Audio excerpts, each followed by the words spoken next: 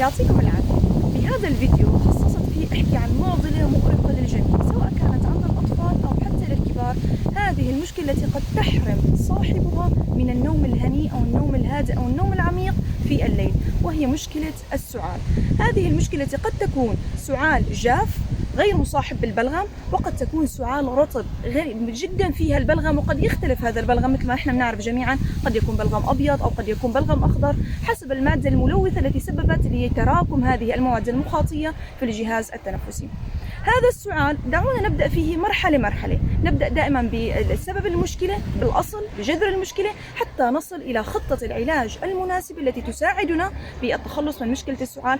طبعا لابد هناك عقاقير كيميائية موجودة في الصيدليات تخفف من حدة السعال، لكن لا يغني أبدا أن نستخدم وصفات طبيعية من داخل المنزل، تكون وصفات منزلية آمنة، وخاصة لأحبائنا الأطفال دائما نفضل نلجأ لهم الوصفات الطبيعية قبل اللجوء للعقاقير الكيميائية. ونبدأ دائما من أول ما تشعر أن الأم أن طفلها عنده عوارض السعال سواء كانت جافة أو سواء كانت رطبة، أن تبدأ بهذه الوصفات ستعينه كثيرا لينعم بنوم هادئ. نحن نعرف جميعا أن السعال أكثر ما نقول حبكت عليه السعلة أو اشتدت السعلة أو أزمة السعلة في الليل. فاليوم سنبدأ معكم بهذه الوصفات الرائعة جدا، وبالنسبة لنا تمسكوا ورقة وقلم وتسجلوها، أكيد بإذن الله نتائجها مبهرة وقيمة. بداية في نوع من أنواع السعال بتكون نتيجة ضعف بالحبال الصوتية. هذه الحبال الصوتية اللي الاثنين بيكون مسؤول عنها أكثر شيء معدنين اللي هي الكالسيوم والمغنيسيوم، فنقص هدول المعدنين بالجسم رح يسبب ضعف بالحبال الصوتية بالشدة والارتخاء، وبالتالي حيصير في عنا هذا السعال الجاف.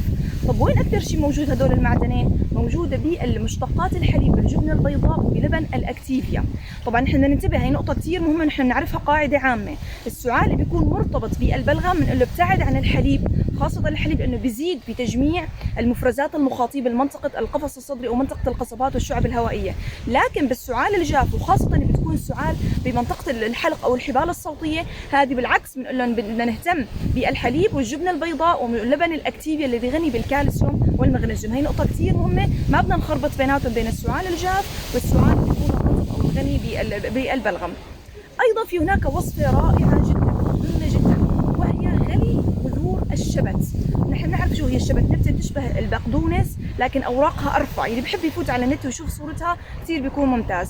فغلي بذور الشبت بحيث يشرب الشخص مساء قبل النوم، حتى للطفل الصغير، يعني لو شربتيه كوب أو يعني كاسة شاي صغيرة تقريبا يعني بيكون هو 150 ميلي للكبار وأقل، نصفها للصغار، بيكون رائع جدا. تغليها لمدة دقيقتين، غلي بذور الشبت، ويتم الشخص بشربها، مفعولة سحر جدا، لحتلاقي الشخص خفت عليه كثيرا السعال في الليل، وبالصباح يعيد هذا الكوب مرة ثانية ورح ينعم بنوم هادئ. والسعال الجافة رح تلاقيها كثير الشخص ارتاح فيها. أيضا هي آمنة بالنسبة للأطفال. ايضا في طريقه اخرى بالنسبه لرفع مناعه الغشاء المخاطي. هو السعال منين بيجي؟ السعال اللي بتكون سعال تحسسي، او سعال قد يكون ايضا بكتيري، او سعال فيروسي. هدول انواع السعالات بتكون موجوده. نحن هدفنا رفع مناعه الغشاء المخاطي المبطن للقصبات الهوائيه وللشعب الهوائيه الموجوده بالجهاز التنفسي.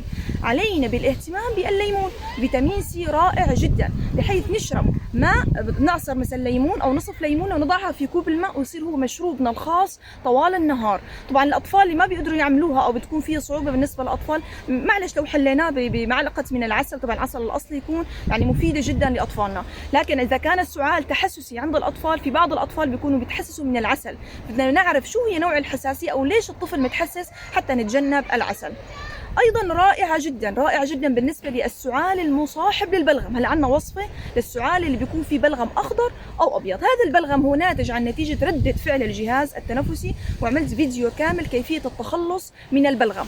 لكن اليوم بدنا نعرف كيف بدنا نخفف هذا السعال المصاحب بالبلغم، وحكيت عنه بفيديو ايضا كامل فوائد القرنفل للتخلص من البلغم.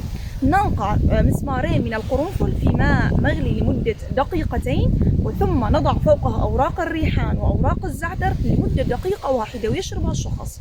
رائعة جدا لتخفيف السعال، ورائعة جدا لتطهير وتعقيم الجهاز التنفسي والشعب الهوائية حتى يرتاح الشخص، لأنه كل ما كان في بلغم وتجمع للمادة المخاطية في الجهاز التنفسي رح يصير سعال شديد، حتى الجهاز التنفسي يخرج هذه المواد المتراكمة والتي تكون مصحوبة أيضا، تكون هذا المادة المخاطية هي التي عم تخلي الفيروس أو البكتيريا أو الجرثوم تعلق فيها، وبالتالي لما بيسعل الشخص يردد فعل راح يطرد هذا البلغم ويطرد معه المواد الغريبة أو المواد البكتيرية أو الفيروسية. فبالتالي القرنفل مع أوراق الريحان وأوراق الزعتر رائعة جدا لتخفيف من حدة السعال المصحوب بالبلغم. أيضا هناك رائعة جدا وصفة من خلال سلطة الشبت، وهي معروفة جدا ولذيذة جدا ومفيدة جدا لأحبائنا الأطفال. رائعة جدا، عبارة عن نطحنة ثوم وبصل وشبت وطماطم مع الليمون. هذه الوصفة يجب أن تكون سلطة الشتاء محببة للجميع، وبحبوها الأطفال وبحبوها الكبار، وترفع مناعة الجهاز التنفسي وتعقم جميع القصبات الهوائية أو الشعب الهوائية، وتساعد في التخلص من حدة السعال المصحوب بالبلغم، وأيضا السعال المصحوب اللي بيكون الجاف، اللي بيكون ما رطب. في عندنا سعال جاف إنه سعال الرطب. السعال الجاف إنه مهمة جدا الكالسيوم بالجبنة البيضاء أو اللبن الأكتيفيا، أما السعال الجاف هو مهمة جدا للشبت. وهيك بنكون إن شاء الله نمضي هالشتوية على خير، وتكون السعال حدة السعال عند الأطفال أو عند الكبار اللي بيعانوا منها مهما كان نوع هذا السعال، تحسسي أو بكتيري،